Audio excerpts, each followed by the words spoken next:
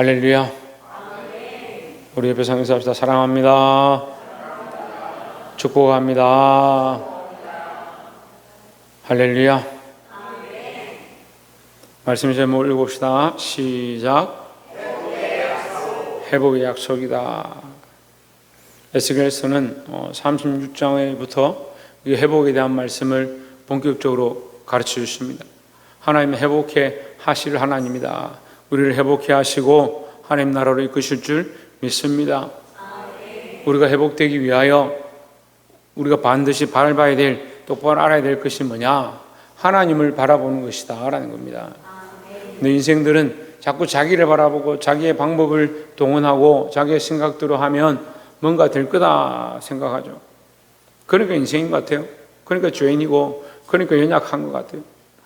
여러분, 하나님 앞에 엎드리고 하나님의 도우심을 바라보기를 주의 이름으로 축원합니다. 에스겔 37장 1절에 여호와께서 건너오는 내게 임하시고 그 영으로 나를 데리고 가서 골짜기 가운데에 두셨는데 거기 뼈가 가득하더라 했습니다. 37장 말씀 우리가 너무나도 잘 알고 있는 골짜기 뼈에 대한 환상입니다. 골짜기 뼈를 보여주셨습니다. 이게 에스겔에게 골짜기 뼈를 보여주는데 이 뼈는 소망이 있느냐? 뼈가 소망이 있느냐? 뼈가 소망이 있습니까? 뼈는 소망이 없죠. 뼈가 무슨 소망이 있습니까? 이 소망이 없는 우리 인생에게 하나님께서 회복을 시작하면 소망이 생기는 겁니다. 그럼 우리는 누구를 바라봐야 되냐? 하나님 바라봐야 되죠. 너무나도 지극히 당연한 일인데 자꾸 인생이 초점이 하나님 바라보는 것은 자꾸 없어지고 자기를 바라보는 것은 점점 분명해지죠. 어떤 문제가 생기면 우리는 하나님께서 원하시는 게 뭘까? 그렇게 기도하지 않고 내가 이 문제를 해결하려면 어떻게 해야 될까라고 기도하는 겁니다. 하나님 앞으로 돌아오십시오. 회개하는 방법도 뭡니까? 내 죄가 뭔데, 나는 뭘 잘못했는데, 뭘 고쳤는데 반성문을 쓰는 게 아니고 하나님께로 맞춰가는 거예요. 그리스도의 모양을 회복하고요, 하나님께로 맞춰가고자 하는 거예요. 이게 초점을 주님 앞으로 돌리는 게 회개의 시작이다라는 거죠. 그래서 자꾸 세상 도덕과 윤리를 가지고 오는 거예요. 하나님 앞에 정결하지 않냐고, 하나님 앞에 거룩하지 않냐고, 세상의 도덕의 잣대로 그 문제가 괜찮으니까 나는 괜찮다. 하나님 앞에 양심이, 선한 양심이 되도록 깨어 일어나기를 소망합니다. 3절에 그가 내게 이르시되 인자의 이 뼈들이 능히 살 수 있겠느냐 하시기로 내가 대답하되 주 여호와여 주께서 아시나이다 했습니다. 이 뼈들이 살겠느냐 이렇게 하나님께서 물으셨습니다. 그래서 에스겔이 뭐라 합니까? 주께서 아시나이다 했습니다. 이 답은 뭐예요? 뼈는 살 수가 없죠. 뼈가 어떻게 스스로 삽니까? 우리 인생도 마찬가지. 뼈와 같은 인생들 우리가 어떻게 스스로 삽니까? 살 수 있는 방법이 없지요. 그런데 자꾸 살았다고 착각하는 겁니다. 지금 당장 먹고 사는데 아무 지장이 없으니까 살은 줄 생각하는 거죠. 그러면 인생은 결국 죽게 되고 인생은 다 늙고 노화되고 후퇴하고 결국은 땅에 묻히게 되어 있습니다. 이 결국 뼈로 돌아갈, 흙으로 돌아갈 인생이 뭘 할 수 있느냐는 거죠. 그 능히 살 수 있겠느냐? 우리의 능으로는 되지 않는다라는 겁니다. 그럼 누구의 능으로 되느냐? 이건 능과 힘으로 되는 것이 아니고 오직 여호와의 신으로 된다 했으니까 주 여호와의 주께서 아시나이다 할 때 이것은 뭐냐면 가능하긴 한데 우리 힘으로 되지 않고 하나님의 능력으로 됩니다라는 거예요.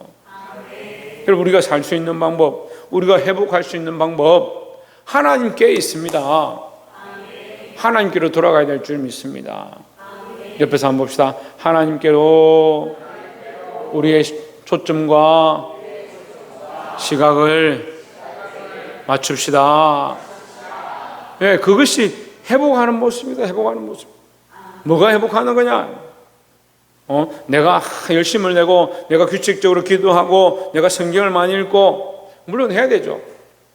하지만 그것이 회복하는 것이 아니고 우리의 진짜 회복은 살아계신 하나님을 만나고 그 하나님과의 관계가 무너져 있는 거예요.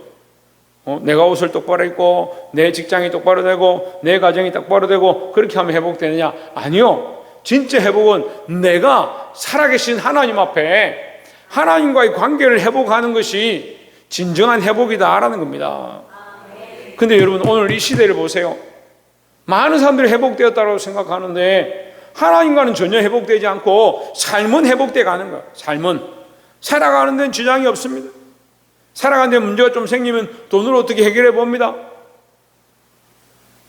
자기 가정에 무슨 문제가 터지면 어떻게 잘 설득해서 사람들 불러 모아서 해결을 합니다. 근데 뭐가 무너져요? 하나님과의 무너진 이 관계들을 회복하지 않는 거예요. 그걸 누가 점검해야 됩니까? 내가? 그 목사님이요? 여러분 각자가요.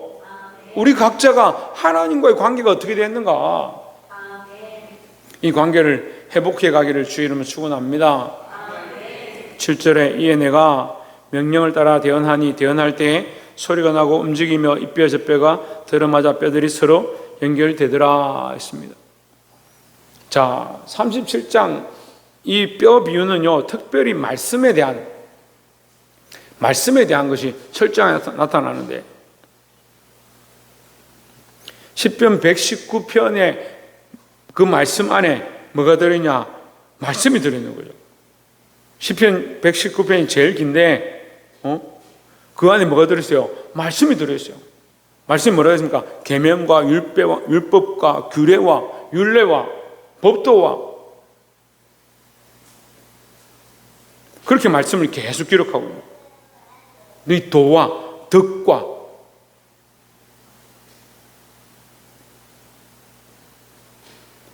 계속해서 여러 단어로 말하지만 결국은 그 한 말이 뭐냐? 말씀이다. 우리가 철저하게 어디 돌아가야 되냐? 말씀으로 돌아가야 돼요. 말씀으로 돌아가야 돼요. 내가 명령을 따라 대언하니 대언할 때 소리가 나고 움직임에 이 뼈 저 뼈가 들어맞아 뼈들이 서로 연결되더라.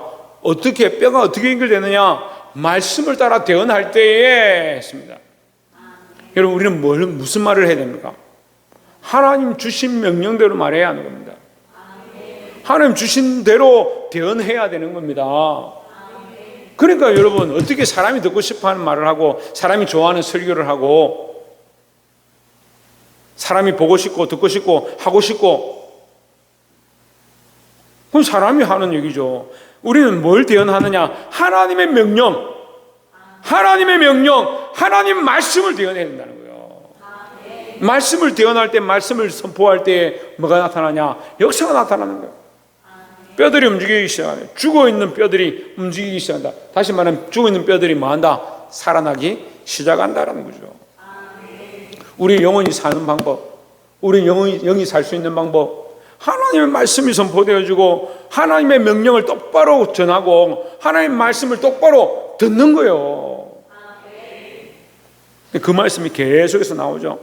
9절에 또 내게 이르시되 인자야 너는 생기를 향하여 대언하라. 생기에게 대언하여 이르기를 주 여호와께서 이같이 말씀하시기를 생기가 사방에서 와서 이 죽음을 당한 자에게 붙어서 살아나게 하라. 살아나게 하는 게 그럼 뭐예요? 생기요? 아닙니다. 하나님의 말씀이 있었고 그 명령이 있었기 때문에 생기가 오게 됐고 그 생기가 와서 불어 넣어져서 살아나게 되었다라는 거죠. 그러니까 말씀으로 시작하는 거예요. 하나님의 말씀으로 온 세상이 창조되었고, 그러니까 그 말씀으로 온 세상이 심판받고 그 말씀으로 하나님 나라가 완성되어지게 되어 있다는 겁니다. 그럼 우리는 뭘 따라야 되냐? 철저하게 말씀으로 돌아가고, 철저하게 말씀으로 돌아가고, 철저하게 하나님의 뜻, 하나님이 원하시는 바를 쫓아가야 될 줄 믿습니다. 계속해서 하죠. 10절에 또 이게 내가 그 명령대로 대언하였더니 생기가 그들에게 들어가며 그들이 곧 살아나서 일어나 서는데 극히 큰 군대더라 했습니다. 군대가 되고 그것도 내가 하나님 주신 명령대로 대언하고, 12절에 또 옵니다. 12절에 그러므로 너는 대언하여 그들에게 이르기를 주 여호와께서 이같이 말씀하시기를 내 백성들아 내가 너희 무덤을 열고 너희를 거기에서 나오게 하고 이스라엘 땅으로 들어가게 하리라 했습니다. 이게 누구 말씀이요? 하나님 말씀이요. 하나님 말씀. 에스겔은 뭘 하고 있는 거요? 하나님 말씀을 대언하고 있는 거죠. 사랑하는 성도 여러분, 이 하나님 말씀, 하나님 주신 말씀으로 돌아갈 때 회복의 역사, 살아남의 역사가 있는 줄 믿습니다. 두 번째로 14절에 내가 또 내 영을 너희 속에 두어 너희가 살아나게 하고 또 내가 또 너희를 너희 고국 땅에 두리니 나 여호와가 이 일을 말하고 이룬 줄을 너희가 알리라. 여호와의 말씀이라 하십니다. 누가 말했냐? 하나님께서 말씀하셨다. 이것이 또한 하나님의 말씀이다. 내가 말했고 이 말하고 있는 것 자체가 나의 말이다라고 말씀하고 있어요. 17절에 그 막대기들을 서로 합하여 하나가 되게 하라. 내 손에서 둘이 하나가 되리라. 이 두 번째 비유인데요. 두 번째는 뭘 보여주시냐면 막대기를 가지고 하나의 이스라엘과 유다라 쓰고 하나는 에브라임이라 쓰고 이 막대기를 두 개 합치니까 하나가 되었다. 그런 비유를 주는 거예요. 그래서 이스라엘 백성들이 봅니다. 이게 도대체 무슨 비유냐, 무슨 뜻이냐 묻습니다. 사람들이. 지금 이스라엘 백성들이 나눠졌죠. 원래도 하나님 앞에 범죄해서 이스라엘과 유다로 나눠졌지만 더 나눠져서 어떻게 됩니까? 이스라엘 땅에 남은 자와 바벨론으로 끌려간 자로 쪼개져 있습니다. 근데 하나가 되게 한다는 말 무슨 말입니까? 그들이 다시 돌아올 것이다 라는 것이죠. 하나님께서 그들을 돌이켜서 돌아와서 내가 하나도 잃어버리지 아니하고 내가 하나도 버리지 아니하고, 그게 하나님 마음이에요. 여러분, 교회에서도 우리가 기도할 때 어린아이들 위해서 영혼들 위해서 기도할 때 어떤 마음으로 기도하냐? 하나님께서 하나도 버리지 않는다고 했지 않습니까? 하나님께서 하나도 잃어버리지 않는다고 말씀했지 않습니까? 저 아이들, 저 청년들, 저 학생들 주여 돌아오게 해주십시오. 그렇게 기도해야 될 줄 믿습니다. 22절에 그 땅 이스라엘 모든 산에서 그들이 한 나라를 이루어서 한 임금이 모두 다스리게 하리니 그들이 다시는 두 민족이 되지 아니하며 두 나라가 나뉘지 아니할지라 했습니다. 자, 이 15절부터 해서 계속 뭐라고 하냐면 이제 한 가지, 한 나라에 대해서 계속 얘기합니다. 그러니까 한 나라가 될 것이다. 한 민족이 될 것이다. 나뉘지 아니할 것이다. 그래서 우리는 그리스도 안에서 하나다는 거예요. 그리스도 안에서 하나다. 우리는 하나님 안에서 하나가 됐습니다. 성령에 매는 줄로 하나가 되었습니다. 성령이 하나 되게 하셨는데 누가 껐냐고. 예수 그리스도의 피로 한 형제 자매 되었습니다. 세상이 나눌 수 없는 이 은혜를 받았는데 왜 그리스도 안에 형제된 자들이 싸우고 지지고 볶고 원수가 되고 다투냐면, 그 근본 뭘 모르는 거예요? 내가 하나님의 백성인 줄 모르고, 내가 그리스도의 피로 그리스도의 보혈로 성령 안에 하나 된 줄 모르는 사람들이 그런 짓을 하는 거예요. 우리는 성령 안에 하나 되었습니다. 예수 그리스도 안에 하나입니다. 23절에 그들이 그 우상들과 가정한 물건과 그 모든 죄악으로 더 이상 자신들을 더럽히지 아니하리라. 내가 그들을 그 범죄한 모든 처소에서 구원하여 정결하게 한 적 그들은 내 백성이 되고 나는 그들의 하나님이 되리라 했습니다. 자, 우리가 어떤 사람들 멘토나 누구를 만나서 얘기를 해보면 그 사람들하고 한참 얘기하다 보면 그 사람이 꿈꾸는 희망사항을 항상 알 수 있어요. 그 사람이 막 이렇게 뭘 설명을 하고 이렇게 하려고 하는데 결국은 뭐냐?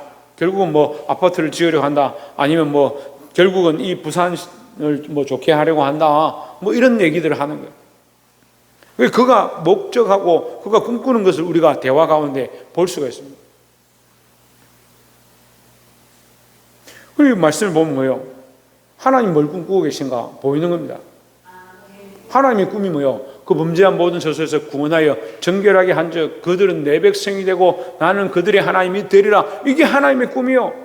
이게 하나님의 소망이고 하나님 바라시는 거고 하나님의 계획이고 이것을 위해서 하나님 섭리하고 계시다는 거죠. 그래서 이스라엘 백성을 애굽에서 왜 불러냈느냐? 끝에 하나님 말씀하십니다. 너희는 내 백성이 되고 나는 너희 하나님 되고 내가 거룩하니 너희도 거룩하라. 이게 하나님의 마음인데 하나님의 백성이 되는 거.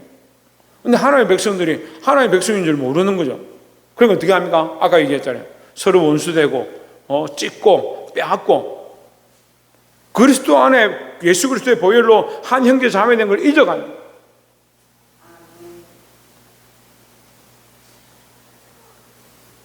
우리가 하나님의 백성임을 잊지 않기를 소망합니다. 그렇게 하면서 마지막 24절에 보면 내 종 다윗이 그들의 왕이 되리니 그들 모두에게 한 목자가 있을 것이라 그들이 내 규례를 준수하고 내 율례를 지켜 행하며 했습니다. 한 목자가 등장합니다. 한 나라니까 한 왕이 있고 그 한 왕이 누구냐? 한 목자다. 내 종 다윗이 그들의 왕이 되리니 다윗은 이미 죽었어요. 근데 내 종 다윗이다. 다윗에서 태어난 혈통, 왕의 혈통, 이스라엘을 정말 다스릴 영적인 혈통, 참 왕, 변하지 않냐고 영원토록 왕의 보좌에 앉으신 분 누구냐? 그가 너희의 참 목자다. 누굽니까? 예수 그리스도죠. 그들 모두에게, 그들이 내 백성이니까 그들 모두에게 한 목자가 있을 것이라. 예수 그리스도가 그들의 목자다. 그들이 내 규례를 준수하고 내 율례를 지켜 행하며 25절에 내가 내 종 야곱에게 준 땅 곧 그의 조상들이 거주하던 땅에 그들이 거주하되 그들과 그들의 자자손손이 영원히 거기에 거주할 것이요 내 종 다윗이 영원히 그들의 왕이 되리라 했습니다. 다윗의 생명이 영원한 게 아닌데 어떻게 다윗이 왕으로 영원히 있느냐? 여러분, 이것은요 우리가 결국 들어가게 될 하나님 나라의 모형을 지금 이 이스라엘 백성들에게 예언하고 있는 거예요. 이 말씀이요 흡사 계시록 말씀과 너무 연결됩니다. 26절에 보세요. 내가 그들과 화평의 언약을 세워서 영원한 언약이 되게 하고 또 그들을 견고하고 번성하게 하며 내 성소를 그 가운데 세워서 영원히 이르게 하리니 했습니다. 화평의 언약을 세웠다. 그들과 화평했다. 하나님과 이 백성들이 어떻게 화평합니까? 그들이 바벨론으로 돌아가서 그래서 해결을 많이 했으니까 화평할 수 있느냐? 아니요. 인간이 아무리 해결을 많이 해도 하나님과 화평이 안 돼요. 그런데 누가 개입하시냐? 예수 그리스도의 보혈. 그리고 예수 그리스도의 보혈은 누가 흘린 거예요? 예수 그리스도께서 흘리신 거예요. 그건 누가 흘리게 한 거예요? 하나님께서 흘리게 하신 거죠. 그러니까 누가 개입한 겁니까? 결국은 하나님께서 개입하신 거예요. 하나님께서 하나님의 방법으로 하나님의 섭리로 우리가 알 수 없는 그 경륜으로 우리를 인도하셔서 하나님의 자녀가 되게 하셨다. 근데 하나님 자녀가 되게 하는 것으로 끝나는 게 아니고 이제 자녀가 되면서 뭐가 세워지냐? 화평의 언약, 영원한 언약. 영원한 언약이니까 이 언약은 뭐합니까? 폐하여질 수 없다. 없어지지 않는다라는 거죠. 우리가 하나님 나라에 들어가서 하나님과 영원히 사는 거 이거 변치 않습니다. 지금은 우리가요 이랬다 저랬다 하고 자꾸 바뀌죠. 하나님 바꾸지 않으셔도 우리가 왔다 갔다 하죠. 하나님 영원히 변치 않습니다. 그리스도를 세워서 어떻게 하냐? 영원히 이르게 할 것이다. 영원한 약속이라는 거죠. 27절에 내 처소가 그들 가운데 있을 것이며 나는 그들의 하나님이 되고 그들은 내 백성이 되리라 했습니다. 여기 내 처소는 단순히 성전에 이스라엘 백성이 그 세웠던 성소와 성막을 얘기하는 게 아니에요. 하나님이 그들 가운데 있겠다는 거예요. 그리고 이것을 말씀을 비유할 때요 자꾸 이 현세에만 적용하면 현실주의가 되고요 자꾸 미래에만 적용하면 뭐가 돼요? 이 현실이 없는 사람들이 돼요. 근데 말씀은요 지금 이 상황 우리의 삶에 우리의 가정에 우리의 삶의 현실 가운데 적용해야 하고 또한 뭐요? 하나님 장차 이루실 영원한 것에 적용해야 되는 거예요. 그 이스라엘 백성이 지금 포로로 잡혀가 있습니다. 그들에게 뭐가 소망이냐? 다시 예루살렘에 돌아와서 하나님 앞에 예배하는 게 소망입니다. 하나님 그것을 회복시키겠다고 약속합니다. 그렇지만 이 약속은 예루살렘의 회복만이 아니라 온전한 하나님 나라의 회복까지 하나님 나라의 도래까지 말씀하고 있다는 거죠. 내 처소가 그들 가운데 있을 것이며 하나님 그들과 함께 있겠다는 거예요. 근데 어떻게 함께 있냐? 이 죄인된 인간들과 함께 있을 수가 없죠. 근데 영원한 언약이다. 그럼 영원히 함께 있어야 되는데 이스라엘 백성이 하나님 앞에 부르짖고 제사를 드릴 때 번제를 드릴 때 하나님 그들에게 응답하시고 역사하시겠지만 하나님 영원히 그들과 영원한 언약을 맺고 그 처소 가운데 함께 거하시는 장면이 무슨 장면이요? 이건 천국의 장면이에요. 천국의 장면. 하나님께서 함께 거하신 것을 계시록에는 하나님 그들의 빛이 되시니 했습니다. 해와 달이 필요 없다. 하나님께서 그들에게 빛이 되셨다. 우리에게 빛이 되셨다라고 말씀하는 거예요. 나는 그들이 하나님이 되고 그들은 내 백성이 되리라 했습니다. 그 하나님 빛이 되셨으니까 영원히 우리와 함께 하신다는 거죠. 그러니까 밤이 없다. 다시는 밤이 없다. 다시는 눈물이 없다. 왜? 하나님 영원히 비추시니까. 28절에 내 성소가 영원토록 그들 가운데 있으리니 내가 이스라엘을 거룩하게 하는 여호와인 줄을 열국이 알리라 하셨다 하라 했습니다. 여러분, 이건 회복의 약속인데 더 나아가서 천국에 대한 영원한 약속인 줄 믿습니다. 말씀을 맺겠습니다. 하나님께서 37장을 통해서 우리에게 회복의 약속에 대해서 가르쳐주고 있습니다. 그런데 회복의 약속에서 가르쳐주시는데 철저하게 어디로 돌아가야 된다? 하나님 말씀으로 돌아가야 된다. 이게 말씀 앞에 나를 점검하고 내 삶을 점검하고 그 회개는 하는데 말씀 앞에 다시 돌아가지 않는 사람들이 있어요. 하나님 앞에 서야 되고 하나님 말씀 앞에 서야 되고 하나님 명령을 따라가야 되는 거예요. 회개하고 기도했다 하는데 따라가기는 자기 명령을 따라가고 사람들의 얘기를 듣고 그러니까 회복이 안 되는 거죠. 여러분, 말씀 앞으로 돌아가게 되기를 주의 이름으로 축원합니다. 철저하게 이것은 우리가 훈련해 말씀으로 돌아가야 됩니다. 또한 두 번째는 하나님께서 하나 되게 하신다라고 말씀하십니다. 우리를 하나 되게 하셨습니다. 이미 예수 그리스도로 말미암아 하나 되게 하셨습니다. 하나님이 하나 되게 하셨는데 우리가 왜 자꾸 남이다 하고 나누고 싸우느냐. 우리는 그리스도 안에 하나라는 거예요. 우리가 그리스도 안에 하나인 줄 알고 한 왕을 섬기고 한 목자를 따라 살게 되기를 주의 이름으로 축원합니다. 특별히 마지막 세 번째로 이스라엘에게 이 구원의 회복의 약속을 주셨습니다. 그런데 오늘 우리에게는 더 영원한 구원, 지금 우리가 예수 믿고 구원받았지만 더 영원한 하나님 나라의 구원의 약속이 있다는 거예요. 그 영원한 언약을 우리가 붙잡고 살아야 된다는 거예요. 여러분, 이 영원한 것을 잊어버리면 지금 아무리 우리가 많은 것들을 누리고 부유해도 소용이 없다는 거예요.